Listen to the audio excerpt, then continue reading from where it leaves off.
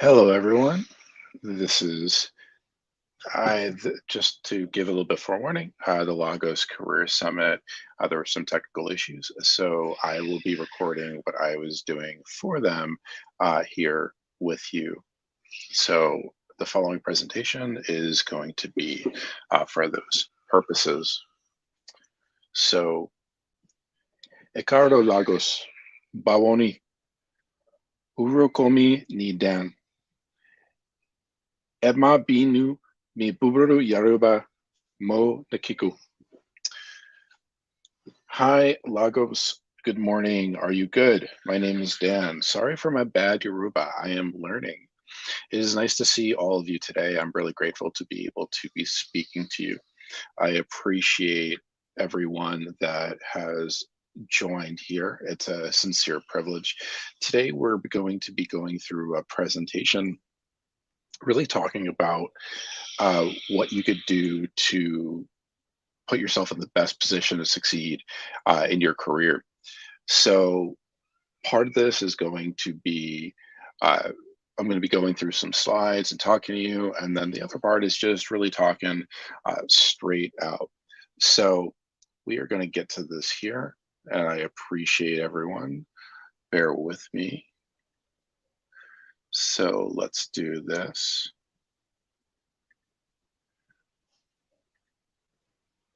So let me present. So welcome Lagos Career Summit 2021. So let's start off with who am I? My name is Dan Roth. I'm a global recruiter, executive coach, speaker, diversity, equity, inclusion, women's empowerment, and neurodiversity advocate. The reason I'm talking to you today is because I've gone through quite the career journey, and I want to make sure that each and every one of you has the opportunity to have the same successes that I had. And as you get older, you learn that there's different things that really play into your success that you could start doing at a young age, really carry through to put yourself in the best light. So as I get into that, I want to quickly go over my career journey just to give you a bit of insight as to where I started. So I graduated in 2007 with a degree in journalism. 2007 to 2010, I was a managing editor for print and TV media. 2010 to 2015, I decided to switch careers and moved, and I started working in telecommunications. 2015 to 2020, I worked in in healthcare, global project management for clinical trials. Uh, as a result of the pandemic, I wound up losing my job and really decided to shift focus into a global recruiting career, which is where I'm at presently as a technical recruiter for Amazon. So let's get into the keys to starting your career on the right foot. Now, all these keys could be really adapted to people of any age and career level. So, so this will all be present for any career level that you may be at. So we will get right into it.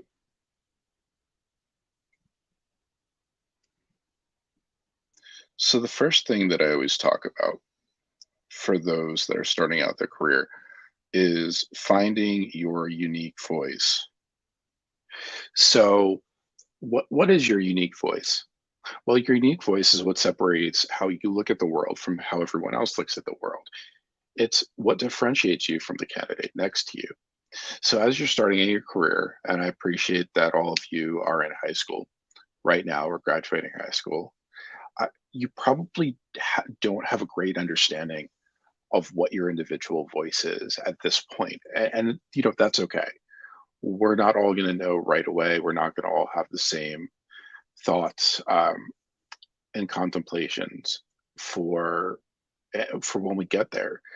So how do you go about finding it? Well, the first thing you need to do is some introspection to really think what makes you unique. We don't always look at ourselves and say, oh, I know how I separate from the next person, but that doesn't mean that you don't. So when you think about it, think about a conversation that you have with your friend. What viewpoint of yours is different that creates that conversation? What is it about the way that you look at things that as you're talking in groups sets you apart? This may be a good indication of what your unique voice is. For me, my unique voice is parlayed into a couple of different areas.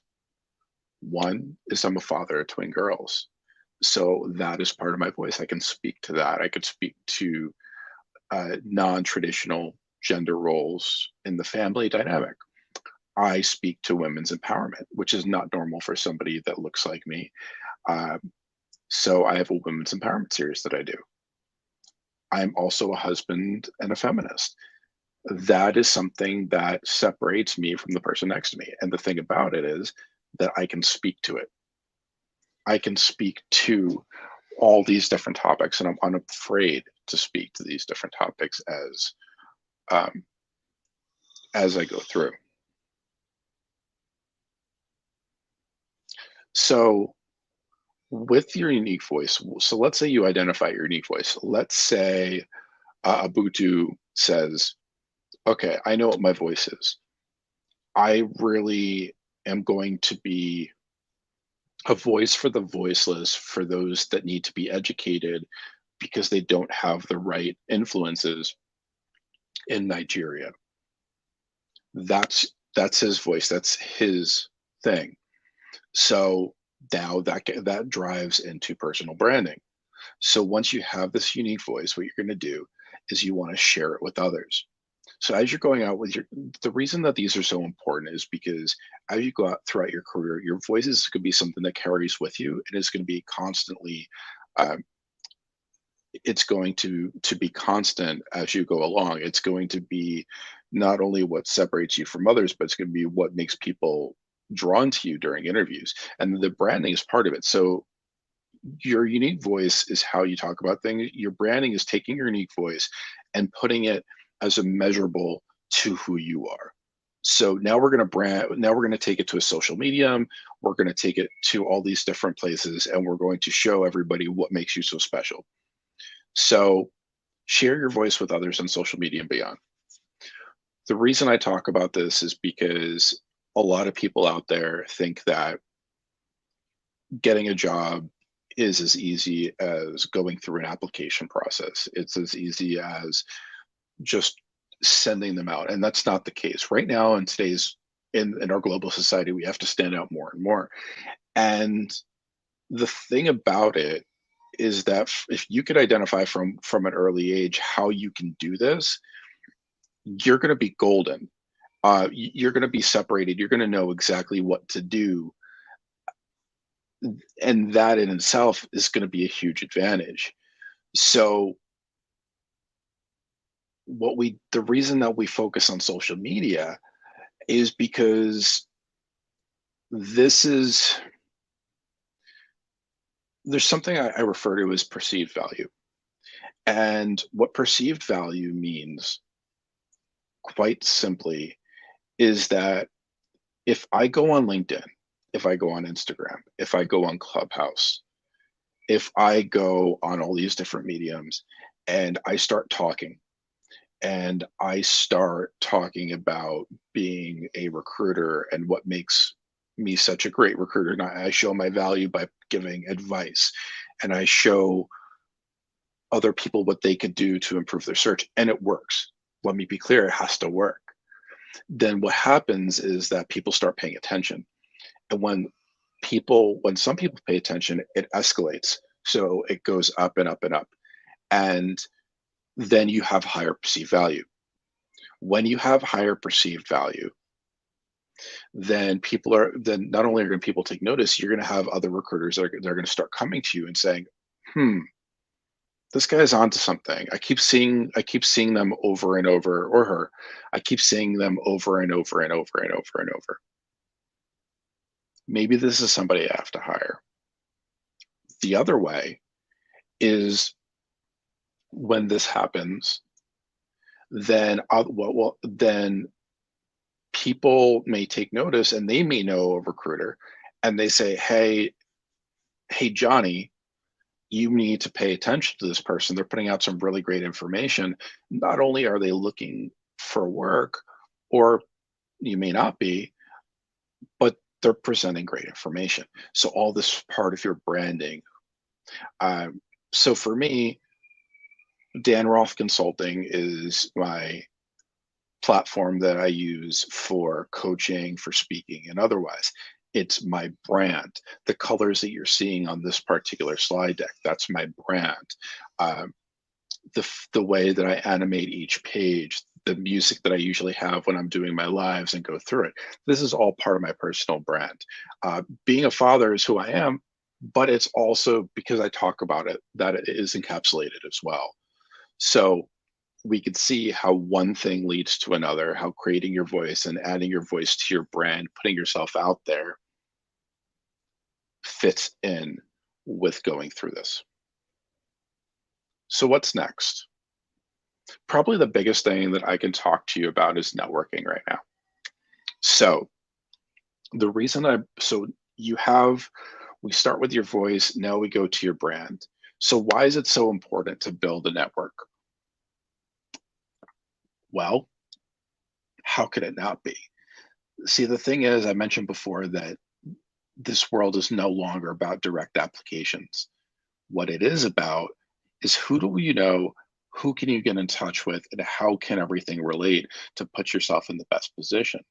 So if you're not going to be constantly looking at applications, how do you use networking? So there's a couple of ways to do this. And I'm going to separate it into two parts. One is going to be correlated to the slide that I'm showing you right now, but the other is going to be what I'm bringing up right now. So as you're networking is really just expanding your network and connecting with like-minded people. So instead of filling out the application, what you're going to do is you're going to reach out to a recruiter, somebody active at a list of, let's say you have a list of 5 companies that you're really interested in. So you reach out to somebody that's active on there and you say, hey, I'd really love a meeting. And you're not going to do an ask about getting a job. It's quite simply just to get to know the person. So you start asking them what they do. And now you're building rapport. Now you're networking. And then you follow up and you build a relationship. So once you've built the relationship to the point where it goes uh, from acquaintance to friendly, now when you do go to ask if they can refer you into a position, it's no longer a transaction. Now it's a friend helping a friend. And that's ultimately what you want to get to, because referrals, people that are referred, take up about 60% of interviews among big companies.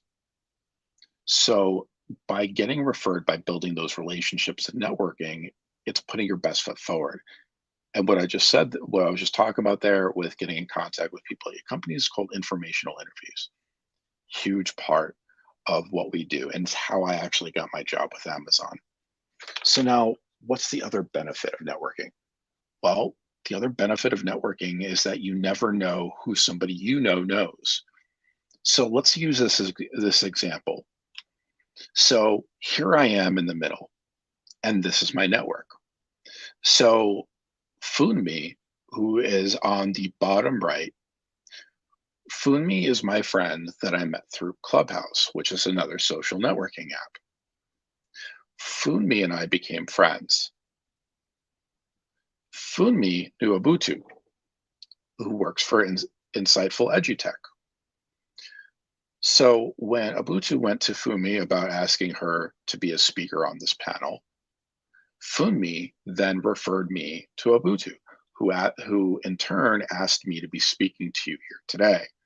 So now, through me knowing Funmi and her knowing Abutu, I wound up here doing this conference. Now, it doesn't end there. So now let's look at the top left. That's Jay Handler. Jay Handler is my business coach. Jay Handler knows Akumishi, who's in the bottom left. Akumishi runs a business out of Nigeria providing supplies for children that need to be better educated. She's also creating a room in a school that's a career accelerator. Now, on the top right, that's DJ Scott. DJ runs a tech company based out of Ethiopia that provides jobs to those in Ethiopia and Nigeria. So, what does this all have in common? So, now in my network, I've started with one, but now I'm connected to Akumishi, who runs a company out of Nigeria helping students. We have Ubuntu that's helping students. We have Fumi and myself who are speaking at the conference here today. And Fumi is actually doing a fundraiser for sickle cell in Nigeria next year. We have Jay, who is a business coach and connected me and Akumishi. And we have DJ, who is helping with, who can provide people jobs, knowing that I'm a recruiter and I'm able to help place people in those jobs. So as you can see, simply by knowing and networking with different people, it led to opportunities for Akumishi. It led to opportunities for myself, Fumi. DJ gets help because he gets to hire more people through references that are coming from me because I could ask Ubuntu, I could ask Fumi, so on and so forth. So by creating this around you, and it expands way further than this, you are creating this almost a family tree where you have all these different people and you're inside of it. And when you really think about it, it takes 5 seconds to connect somebody and you never know. So let's say for instance that one of you was a software developer, right? And I'm coming to, and I'm speaking at this conference or at this summit. So Ubuntu says to me after the conference, hey, I know this student that's really interested in tech. Do you think that you could help him get a job? I say, maybe let me reach out to DJ. Now I reach out to DJ. DJ says, I give DJ the person's resume. He says, yeah, I think I have this job for him. So now by me knowing Fumi knowing Ubuntu, and me knowing DJ, we have taken one person and got them in a job through 4 different lines. See how that works? So that's why it's so important. So the next piece of this is educating yourself. So learning does not stop after high school or university. Companies value employees that are constantly looking to expand their knowledge. Now, I know as high schoolers, you're probably thinking, I still have to learn. What's that about? And I thought the same thing at that age. Once I graduated from high school and college, I wanted nothing to do with additional learnings. But what I learned is once you find your niche, once you find what you're meant to do, learning is not a prism of suppression. Learning is something that you can do that's going to be fun because it's going to expand your abilities and it's going to expand your attractiveness to employers. So whether it's learning about UX design, whether it's learning to be the best virtual assistant that you could be, whether it's learning to be a lawyer or whatever, any opportunity that you have to that continues your education is going to be beneficial. Things like things like LinkedIn Learnings, things like YouTube, and otherwise all present this unique ability to increase your learning with minimal expenditures, if any. So constantly be educating yourself. Now we get into really where my focus is on the mental side. Don't be afraid to fail. We all fail as part of life. You need to give yourself grace. As students in high school, I know there's an immense amount of pressure on you. I know that there's days where it's difficult. I know the pressures that come with needing to support your family and feeling like Nothing's ever good enough. I know what it's like to lose a job, to be let go. What we have to realize is that's okay. As a global society, we put an overabundance of pressure on ourselves. And when you have that high level of stress and anxiety, it actually leads to you doing your work at a lesser level. So next time you don't succeed at something, next time you have an off day, next time you think that I can't get through this lesson, I'm just not equipped, take a deep breath, give yourself grace. If you need, put the book down, put the computer away, go to sleep. Tomorrow the sun rises and there's another opportunity.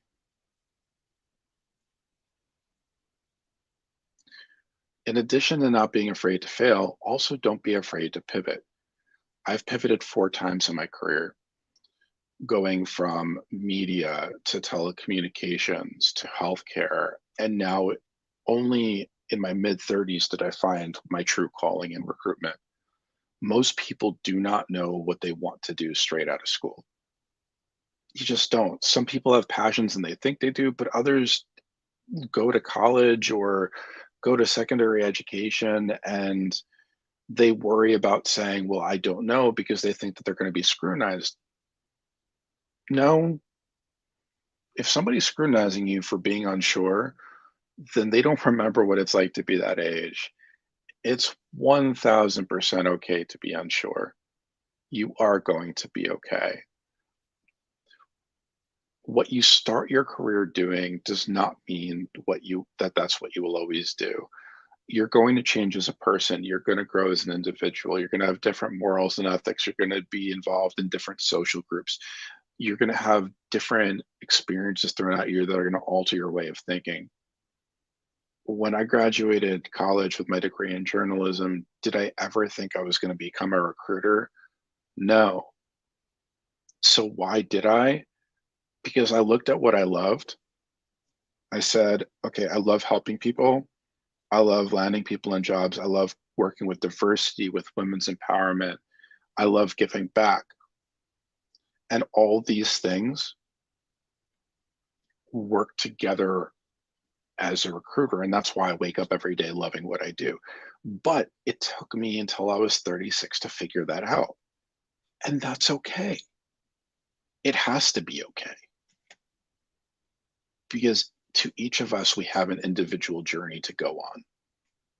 So don't be afraid to pivot. Don't be afraid to feel like if you're going in the wrong direction, that you need to change course. Just do it with grace and with intelligence. If you're going to pivot, make sure you're doing the research, make sure you're taking the education, make sure you're putting yourself in the best position to succeed, so that you know if you are pivoting, that you've done so with a full mind and awareness, and you're giving yourself a chance to really improve your life.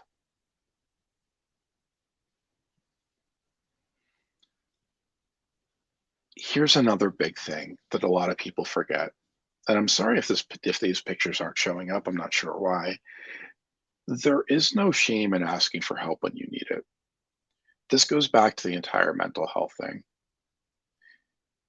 So many times in society, we feel like we cannot ask for help because of judgment, because of condemnation, because we're expected to do things on our own.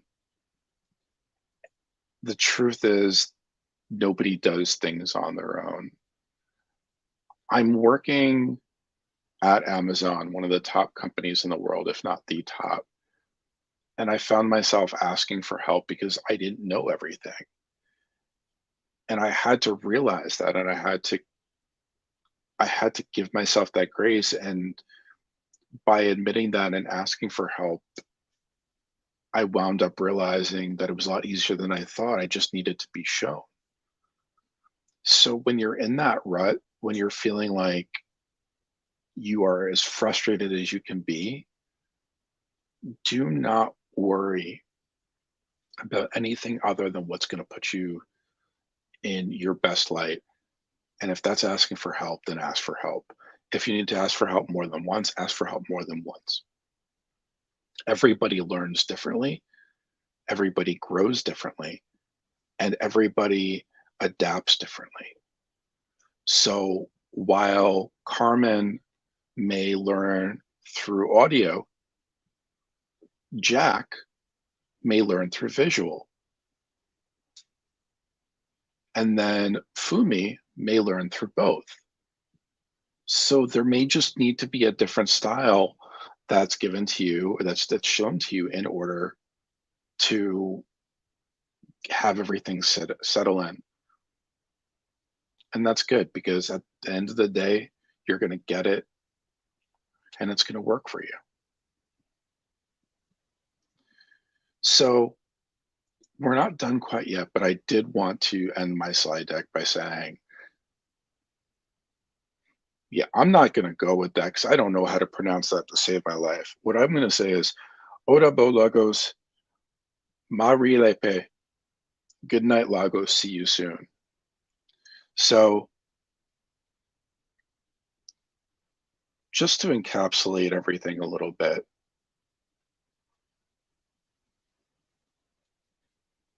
for me, the keys to starting yourself in your career in the right way is identifying your voice, branding yourself through social media and other, working on your networking, which includes informational interviews, continuing your education, not being afraid to fail or pivot, and asking for help when you need it. These are the most important things that I could set you up with initially as you get started in your career. So, when you really think about your next steps, trust your intuition. We've all been 18, we've all been 17. And it's a great age. You have a lot in front of you. So, from me to you, I truly appreciate everybody that's been here today. Have a wonderful night. And next time you do, and next time there's an event in Lagos, please invite me to join. Maybe a little bit later in your day, as currently it is 2:30 in the morning my time. And I will absolutely be more awake and more ready to help. Until then, once again, Odabo Lagos. This has been fun.